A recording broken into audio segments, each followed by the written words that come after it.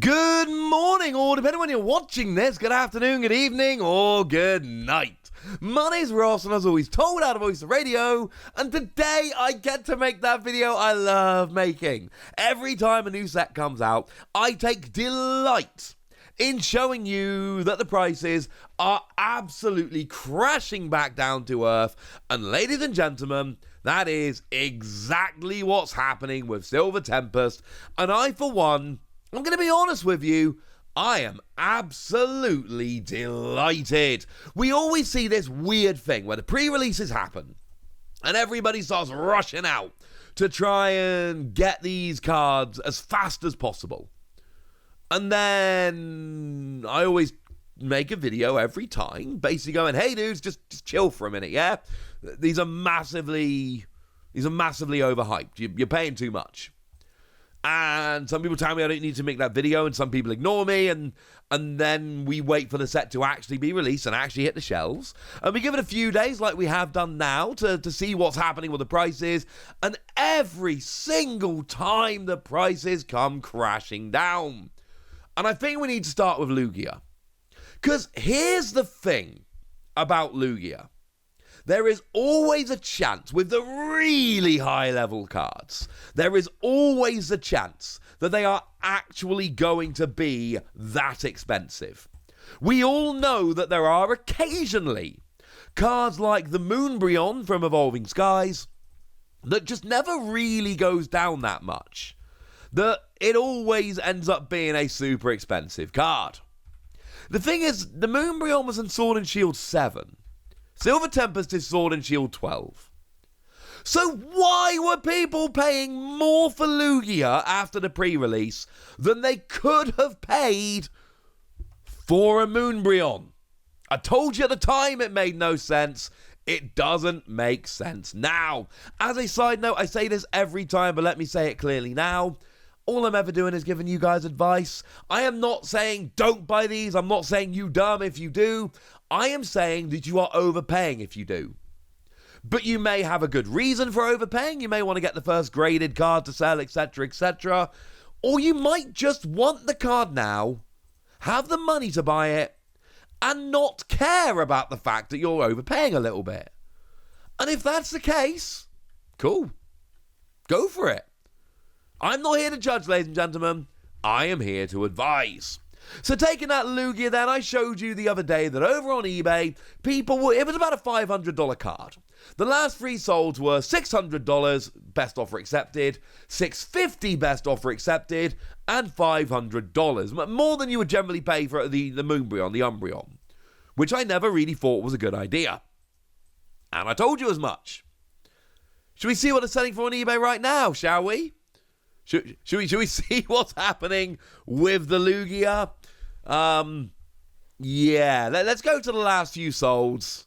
And they're nowhere near $500. I say that, there's always the odd exception here or there.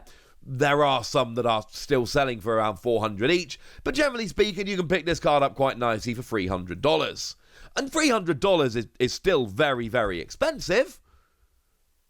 But compared to $500-600... nah, not even close. But if we head on over to TCG Player and have a look at their graph, actually, $300 is still too much. We can see that over the past, really 2 weeks, it has gone from a $380 card to a $230 card. And if we have a look at the last three that are sold, $235, $250, $235. This is not a $300 card. Even the $300 cards on eBay from yesterday and today are probably spending a little bit too much. This was always going to be the case. Now, I made a pretty bold prediction on this channel when talking about these new cards.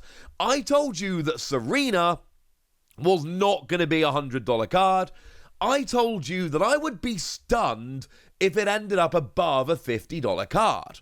The reason for that was extremely simple. The big supporter cards we see are things like Irida and Boss's Orders that are popular characters that see a bunch of play, and they generally settle below $50. So with that as the context, any supporter card settling above $50 just seems unrealistic to me, because supporter cards generally don't settle above $50.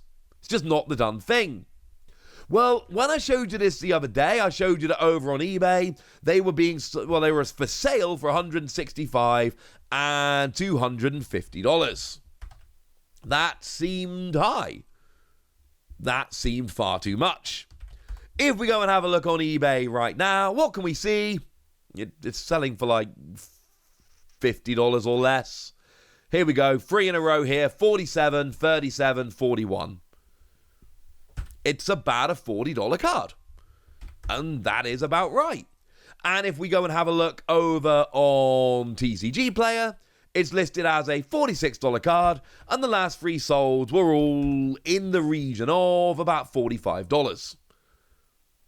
And bearing in mind, we're still only a few days out from the release of the set, there is plenty of chance that this is going to drop more over the next few days. This is not some huge expensive card. It is settling at about a $50 card, which is something we absolutely should be expecting, because you know what? Cards don't. We just don't see this. The supporter cards, the full-art supporter cards in English just don't settle that high. Now, I say in English because there are some very clear exceptions. In Japan, oh yeah, you are not getting full-art Serena for $50 in Japan. No chance. Just not happening. There is absolutely no way you are picking up a full-art Serena for close to $50 in Japan. The idea of that is absolutely absurd.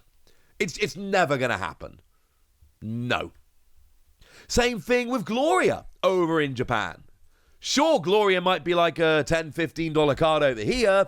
Gloria in Japan is very, very expensive, in the same way as Serena. Somehow I have both of those cards in Japanese. I got exceedingly lucky. And we do see this. Sometimes the Japanese versions of these full-art supporters are very high, and that is one of the things that leads to these prices being so inflated upon release in English. But I've shown you time and time again. Here's an image I showed you about a month ago of Yuri or Gloria, which is a 30,000 yen card over in Japan. And 30,000 yen, I'm sure at this stage you've probably figured out, it's a few quid. That is a $213 or $215 card, let's say. A $215 card.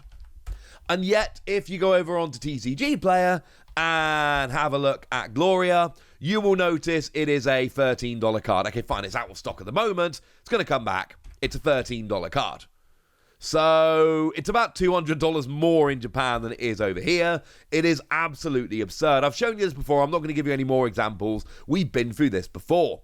But over in England and the US and places like that, these full-art supporters just don't get to this level. If you want these supporters to have value, you need to get the Japanese versions of cards like Serena and Gloria. Now, the others that I've really called out as definitely not going to be anywhere near as expensive as they're currently being listed are the Rayquaza Vmax. That being both the gold version and the Trainer Gallery version, which we've seen this movie before. Now, I showed you Rayquaza Vmax was selling at a $25, $30 card over on eBay. This was a roundabout release, and even that, and I know, don't get me wrong, it's not exactly, hideous, but that was still horrendous in context. I mean, over on eBay at the moment, it's a $10 card. You can pay more if you really want to, but in terms of what you should be paying, it's like a $10 card. And over on TCG Player, it's not even a $10 card. Over on TCG Player, if we go and have a look at the gold Rayquaza, we can see that the market price has dropped down to less than $7. And the last 3 sold were 7, 10, and 7. And frankly, whoever paid 10 got a little bit ripped off. Sorry. Now, I will say that the Trainer Gallery version, as in the character super rare as it would be in Japan, that is holding its value a little bit better. I'm not saying well, but I am saying at least a little bit better. So the other day, I showed you that people were paying $100 for this, and I told you $100 was ridiculous because that was more than Pikachu. It's now like a $40 card. Over on TCG Player, the market price is listed as $40, and the last 3 sales are all $40. So this was always going to happen. It was always going to drop quite dramatically, and actually, if we go and have a look on eBay, it's $40 there as well.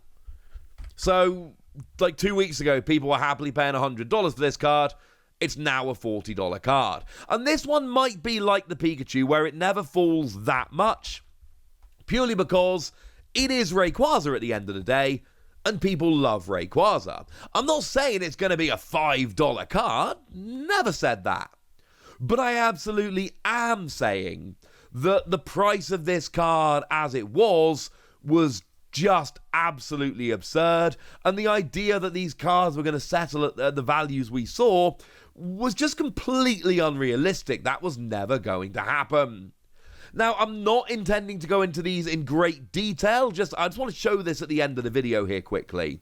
But the other special art cards from Silver Tempest are actually ticking along very nicely. And by ticking along, I of course mean ticking down very, very nicely indeed. Every set there tends to be a special art which goes stupid in terms of price. That doesn't seem to be happening here, and I for one am absolutely delighted. So we've got the Regidrago, which has dropped from a $120 card to a $60 card. We've got the Unknown, which has dropped from $85 down to about $60. And we got the Skuntank, which has dropped from $40 down to about $25. And I'm going to be perfectly honest with you, ladies and gentlemen, there is a decent chance these ones keep dropping, and I keep getting happier and happier.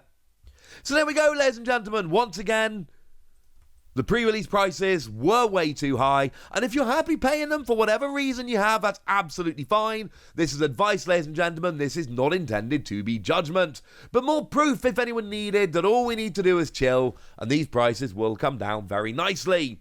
But now it's over to you guys. Tell me what you think about this. Tell me how excited you are for Silver Tempest. Tell me which cards you're going to be picking up, and tell me the bargains you've got. So let me know in the comment section, would you? Go nuts! Be nice! And then make sure you like this video, subscribe to this channel, follow me on Twitter at TheWasi. That's where we talk Pokemon and card games and Pokemon card games, all kinds of fun things. And please do consider checking out patreon.com/PTCGradio, where you can support the channel, get some bonus podcasts where I answer all your questions, join a Discord to chat with us, all kinds of fun things.